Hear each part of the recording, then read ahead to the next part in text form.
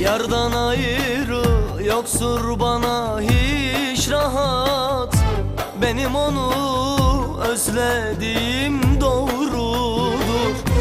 Ayık kafa çekilmiyor bu hayat. Benim her gün çok içtiğim doğrudur.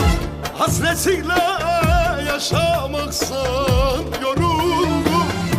Eridim, tükendim, bitsin duruldum.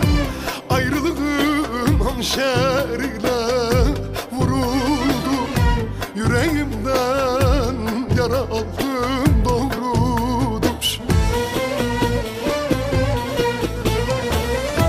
Doğrudur yar, doğrudur yar, doğrudur. Benim onu çok sevdiğim doğrudur.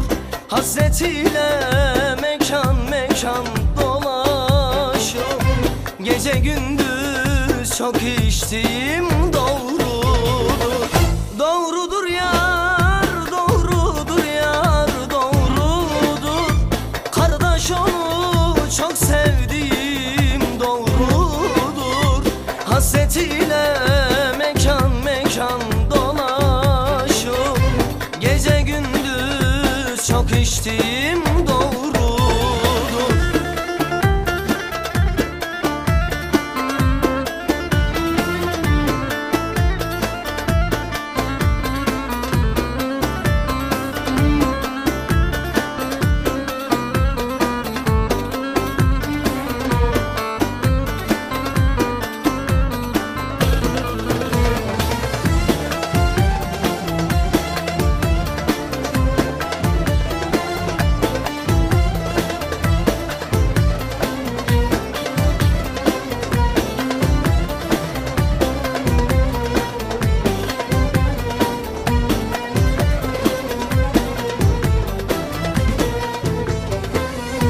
Kötü şansım yar kıymetim bilmedi.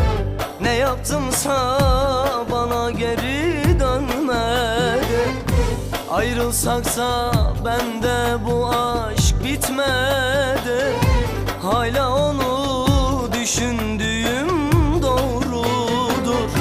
Hasretiyle yaşamaktan yoruldum. Eridim, tükendim, bittim, duruldum. Ayrılığın hançeriyle vuruldum. Yüreğimden yara aldım doğrudur. Doğrudur yar, doğrudur yar, doğrudur. Benim onu çok sevdiğim doğrudur.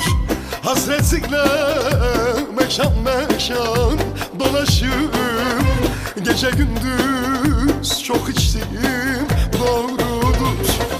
Doğrudur yar, doğrudur yar, doğrudur. Benim onu çok sevdiğim doğrudur. Hasretiyle